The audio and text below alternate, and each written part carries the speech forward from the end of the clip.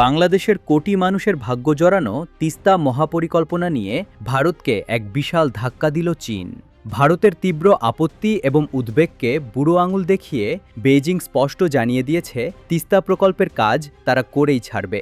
শুধু তাই নয়, দিল্লির মোদি সরকারকে কড়া বার্তা দিয়ে চীন বলেছে বাংলাদেশ ও চীনের দ্বিপাক্ষিক সম্পর্কের মাঝে কোনো তৃতীয় পক্ষের নাক গলানো বরদাস্ত করা হবে না। দীর্ঘদিন ধরে তিস্তার ন্যায্য পানির হিস্সা থেকে বাংলাদেশকে বঞ্চিত করে আসছে ভারত। আর এই সংকটের স্থায়ী সমাধানে বাংলাদেশ যখন চীনের সহায়তায় তিস্তা নদী সর্বাত্মক ব্যবস্থাপনা ও পুনরুদ্ধার প্রকল্প হাতে নিয়েছে, তখনই দিল্লির বুকে কাঁপন ধরেছে। ভারতের মূল উদ্বেগ হল এই তিস্তা অববাহিকা ভারতের কৌশলগতভাবে অত্যন্ত সংবেদনশীল উত্তর পূর্বাঞ্চলীয় সীমান্ত, বিশেষ করে শিলিগুড়ি করিডোরের খুব কাছে অবস্থিত। চীন যদি এই প্রকল্পে ঢোকে তবে তা ভারতের নিরাপত্তার জন্য বড় হুমকি হবে। এমন অজুহাতে দীর্ঘদিন ধরে এই প্রকল্প আটকে দেওয়ার চেষ্টা করছে দিল্লি।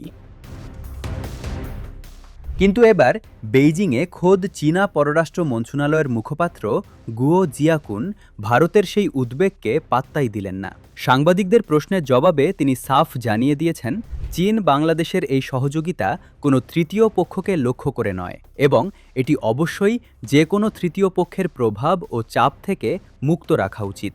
চীনের এই একটি বক্তব্যেই দিল্লির কূটনীতিক মহলে তোলপাড় শুরু হয়েছে।